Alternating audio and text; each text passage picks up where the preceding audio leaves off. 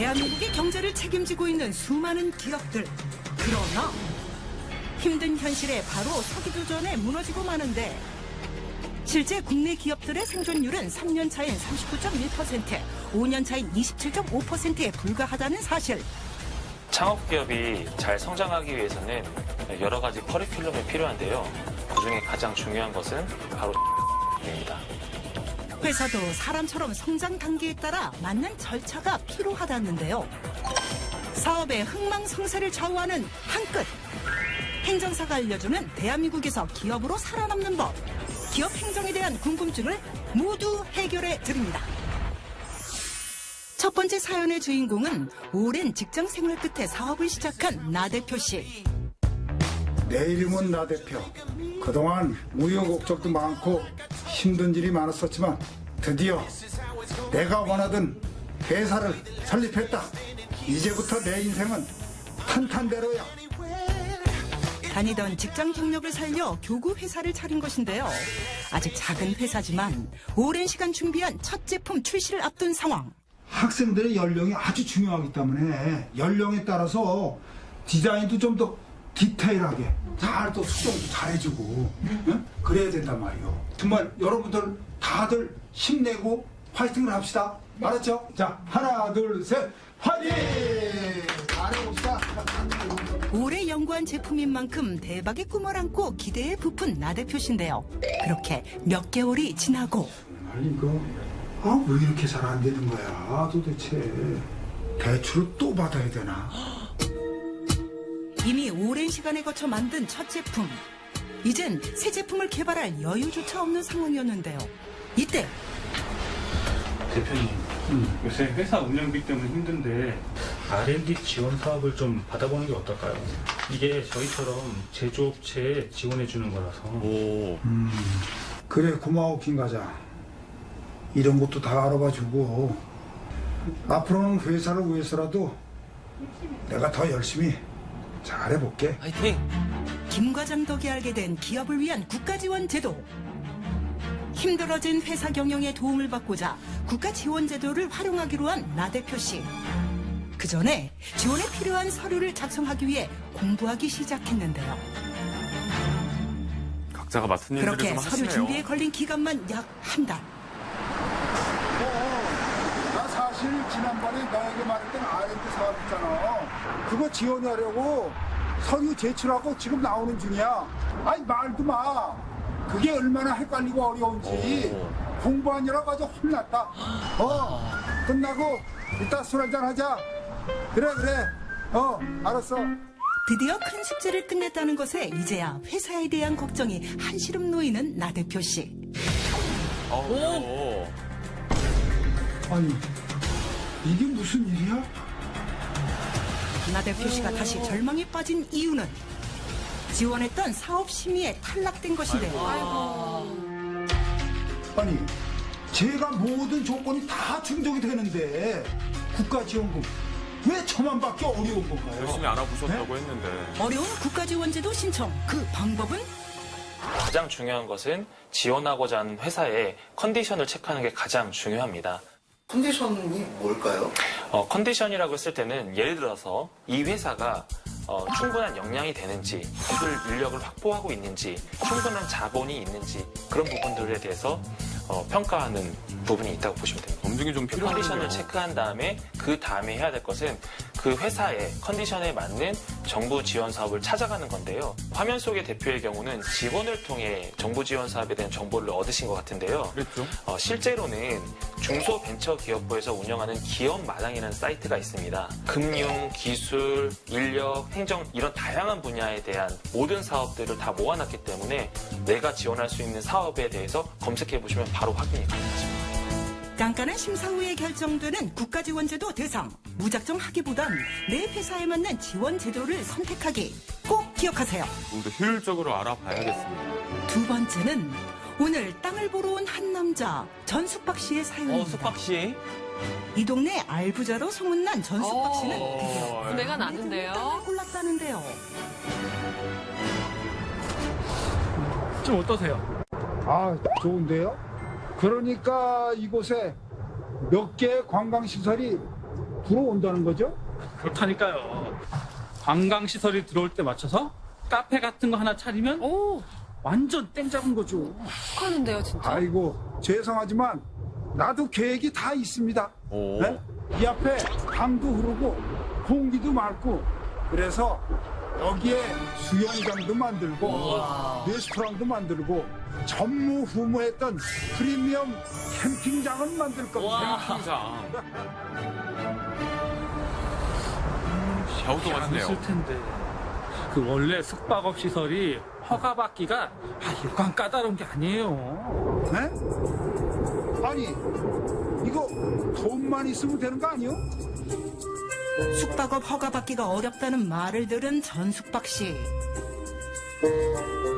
사무실에 오자마자 숙박업 허가에 대해 알아보는데 도대체 무슨 소리야? 알아보시기가 좀 힘든가 봐요. 숙박 종류가 뭐 이렇게 많어? 일단 필요한 서류부터 적어보는데요. 내야 하는 서류부터 만만치 않은 상황. 어려운 말들의 시작부터 어려움에 처한 전숙박 씨. 아니 도대체 이렇게 준비하는 게 왜 이렇게 많은 거야? 업종 분류 아는 것도 일이겠어요. 아니 원래 사업이 이렇게 어려운 겁니까? 시작하기도 전에 모르는 단어에 법에 이거 도움 주세요. 공감 가요. 네, 지쳐서 시작 숙박업소의 못하겠어요. 경우에는 공중위생업소로 분류가 되어 있습니다. 아무래도 위생시설이기 때문에 신청하기 위한 제반적인 기본 제출 서류들이 있습니다. 굉장히 좀 다양한데요. 시, 군, 구에 영업신고를 해야 되는 대상이기 때문에 그거에 준하는 제반 서류를 잘 확인하시고 신청하셔야 합니다. 꼼꼼한 서류 준비와 함께 또 하나 시설 구역에 법률을 위반하는 사항은 없는지 꼭 확인하는 것도 중요하겠죠? 알아볼 게 많습니다. 막대한 비용과 까다로운 행정 절차로 인해서 사업하기 굉장히 어려우실 텐데요.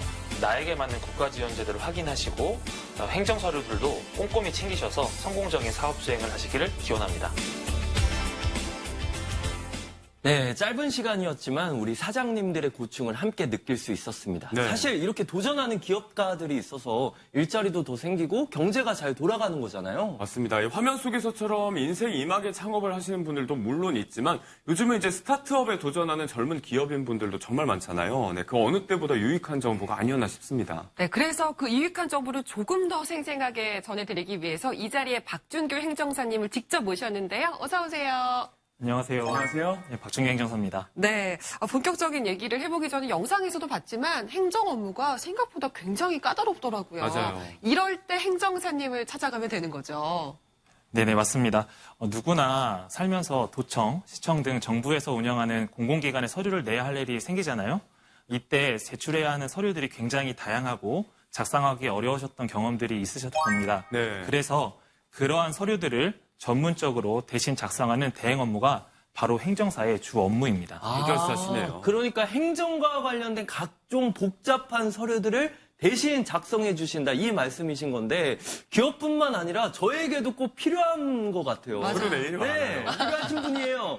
네, 맞습니다. 실제로 행정사가 필요한 분들은 개인부터 개인 사업자, 법인 기업, 그리고 정보기관들도 행정사의 자문이 필요한 기관들이라고 보시면 됩니다. 네. 그 중에서도 이제 오늘 주제가 기업 행정이었습니다. 사실 기업 행정이라고 하면 좀 막연하고 포괄적인 느낌도 드는데 어떤 업무들을 주로 보시는지 좀 설명을 해 주실 수 있을까요? 네, 그 기업 행정 업무는 크게 기업 인증, 기술 인증, 그리고 정부 지원 사업이 있는데요. 먼저 기업 인증은 기업부설 연구소, 벤처기업, 이노비즈, 메인비즈 등이 있고요. 네. 기술 인증은 조달 우수 제품, 신기술, 혁신 제품, 녹색 기술 인증 등이 있는데 이런 기업 인증과 기술 인증을 기반으로 해서 기업이 성장할 때 꼭 필요한 정부 지원 사업을 받을 수 있도록 돕는 업무라고 할 수 있습니다. 네, 정보 지원 사업이라는 게 나라에서 지원해주겠다 이렇게 하는 건데 무조건 대면 받아야 되는 거잖아요. 그런 지원 사업에 지원하려면 어떤 것부터 준비하면 좋을까요? 네, 먼저 정부 지원 사업의 종류를 파악하는 것이 매우 중요합니다. 네. 그러니까 예를 들어서 창업,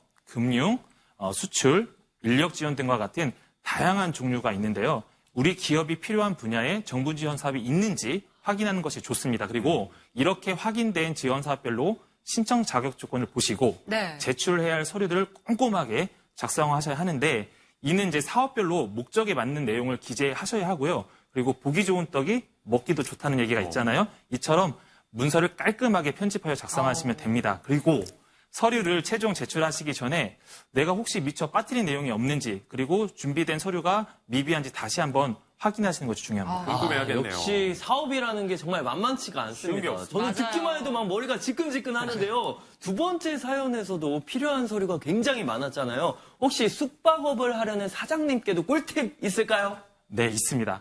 관광 숙박업 인허가나 사용 승인은 사실 이제 혼자 하기에는 다소 좀 어려움이 있거든요. 그렇군요. 그러니까 숙박업체 자체에 법과 행정 규정이 명확하게 있기 때문에 해당 법과 규정을 공부하셔야 하고 네. 이런 공부를 통해서 사업 승인을 받으실 수가 있는데 근데 이제 서류가 문제라기보다도 이전에 사전에 검토해야 될 것들이 이제 여러 가지가 있다 보니까 첫 번째 그 건축물 용도의 근린생활시설인지 확인하셔야 되고요. 두 번째로는 토지 용도상의 상업지역과 중공업지역인지 확인을 하셔야 되고 세 번째는 주변에 학교와 같은 그 교육시설과의 거리가 어느 정도인지 등을 이런 것까지 봐야 네, 돼요? 맞습니다. 여러 가지를 좀 확인하셔야 됩니다. 그리고 그 관련된 서류를 작성, 제출하시는 것이 좋은데 사실 아까 말씀하셨던 것처럼 이런 사실 자체가 현기증 날 정도로 벌써 어려운데 어려워요. 이러한 법과 행정 절차를 행정사와 같은 전문가에게 자문을 구하시는 것이 매우 좋습니다. 네, 뭐 요즘 수익이 잘 나지 않는 업종을 숙박업으로 변경을 한다든지 아니면 뭐 살고 있던 집을 펜션이나 게스트하우스로 바꾸는 모습을 주변에서 심심찮게 볼 수가 맞아요. 있는데 자, 이렇게 숙박업을 준비하고 계신다면 꼭 기억을 해두시는 게 좋을 것 같습니다. 맞습니다. 사실 저는 뭐 사업을 해보진 않았지만 사업이라는 게 시작하는 것도 어렵지만 이게 성공하는 건 더더욱 어렵잖아요. 그렇죠. 그렇다면 사업 성공을 위해서 이것만은 꼭 챙겨야 된다. 오. 조언해 주신다면 어떤 게 있을까요? 네, 꿀팁을 말씀드리겠습니다. 사실 기업을 운영할 때는 정말 고려해야 할 요소들이 너무 많습니다. 그러니까 똑같은 사업을 한다 하더라도 정부 정책과 갖고 있는 정보에 따라서 혜택을 받는 분들과 혜택을 받지 못하는 분들이 차이가 날 수밖에 없는데요.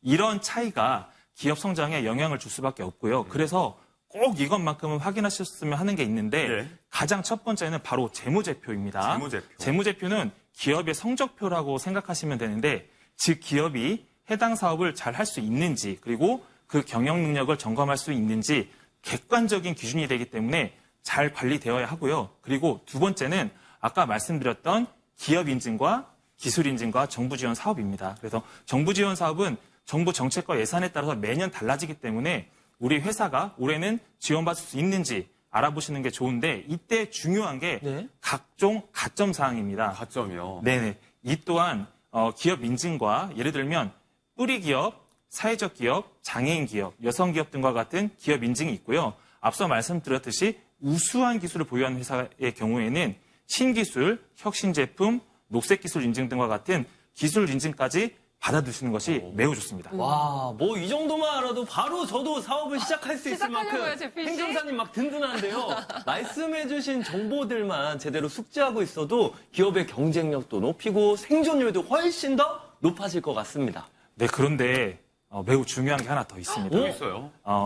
여러 그 기업의 환경에서 기업의 그 환경적인 요인으로 인해서 위험이 찾아왔을 때 우리 회사의 위기를 관리할 수 있는 능력을 어느 정도 되는지 자체 점검을 하셔야 합니다. 오. 특히 창업 기업의 경우에는 통상 369년 기준으로 해서 위기가 찾아옵니다. 아유. 사업적 내에 사고가 있을 수 있고 경기 침체 등의 환경적인 요인으로 인해서 후폭풍에 대비할 수 있는 비상 자금과 그리고 다소 막연할 수는 있어요. 시장 경쟁력을 확보해 두는 것이 좋습니다. 네, 그렇군요. 이런 정보들을 이제 알고 있으면 혹시 모를 위기 상황에 대비를 할 수 있으니까 기업하시는 분들에게는 정말 필요하고 유익한 정보가 아닐까 싶습니다.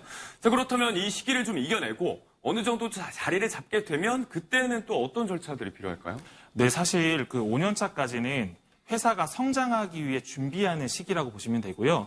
6, 7년 차부터는 소위 말해서 돈을 벌기 시작하고 회사가 성장하는 시기라고 보시면 됩니다. 그래서 이때부터는 매출 규모에 따라서 검토해야 할 것들이 많은데요. 통상적으로 창업 연수에 2분의 1 곱하기 10억을 매출 기준으로 잡으면 되는데 예를 들어서 7년차 기업 같은 경우는 2분의 1이면 3.5잖아요. 3.5 곱하기 10억 하면 30억인데 30억 이상의 매출이 있어야 성장하는 기업이라고 보고요. 그 정도 매출이 나오지 않으면 성장세가 없는 기업으로밖에 볼 수가 없습니다. 그래서 그럼 그때부터는 갈 길이 분명히 달라지게 되는데 회사의 시장 환경과 업종 그리고 세부 사항에 따라서 다를 수는 있지만 통상적으로 성장세가 있는 기업은 매출의 약 130%에서 150% 수준을 3년 동안 정부 지원 사업 3건 이상을 지원받아야 더 성장할 수가 있어요. 성과가 더 나야 되는군요. 네, 맞습니다. 그래서 성장세가 없는 기업은 전반적으로 다시 커리큘럼을 처음부터 다시 세워야 성장 침체나 정체에서 벗어날 수가 있습니다. 아, 사실 기업이 잘 돼야 거기 이제 일자리도 많아지고 그 그렇죠. 안에서 일하는 우리도 잘 살 수 있는 거잖아요. 맞아요.